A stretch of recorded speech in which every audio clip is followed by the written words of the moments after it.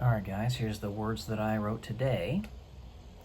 Those critical moments are where character is forged. The little spaces where only you and I can see your deepest desires, your intentions. We'll get you out of this, Nicholas. I made you a promise. I made Dmitri a promise. The scientist said to himself as the Tsar bolted across the scene. The Tsarina, having been in the middle of making a quaint breakfast for herself and her husband, a feminine duty that she had taken a liking to conducting despite her vaunted status in the royal family of the Russian monarchy, beamed her eyes over to her right, catching a glimpse of her husband as he crashed into view. "Nicholas," she yelled, eyes wide open with dread. "Why are you soiled? Why is there mud all over you?" Standing just inside the threshold of the doorway, between the hall and the kitchen preparation room, a man stared at her, with his head down slightly, grinding his teeth in anxiety. The Tsarina hadn't noticed, but as the man's eyes twitched in anticipation, Nicholas did. It appeared to him that this man, who was not alone in his actions, was trying to impel the Tsarina to exit the room through the main doorway. "This is supposed to happen," the man thought, taking in a large swallow as his nerves got the better of him, sweat beating upon his grimy, wrinkled forehead.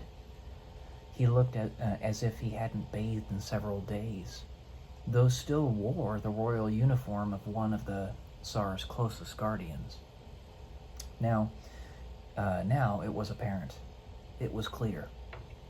It was not that the bedlam that ensued within the palace had left the Tsar and his wife unnoticed. No. Everyone was well aware that they were there, but for some reason they half ignored them, as if playing out a scene that was already set, a series of actions that had already been pre-planned amongst all of them, even if they were not consciously aware. Yet the Tsar was out of step. He was out of step. "What?" Nicholas whispered to himself in confusion. His right eye crimped as he looked at the sweating, dirty man standing at the doorway. He then shook his head and recentered his attention upon his wife. "My love, we must run." "Run? Where? But why?"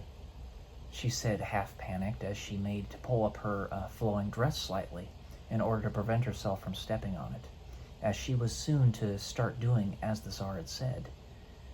Additionally, she edged ever so slightly toward the doorway where the grimy man stood. "No!" the Tsar yelled at her in desperation. "Not that way. Come with me."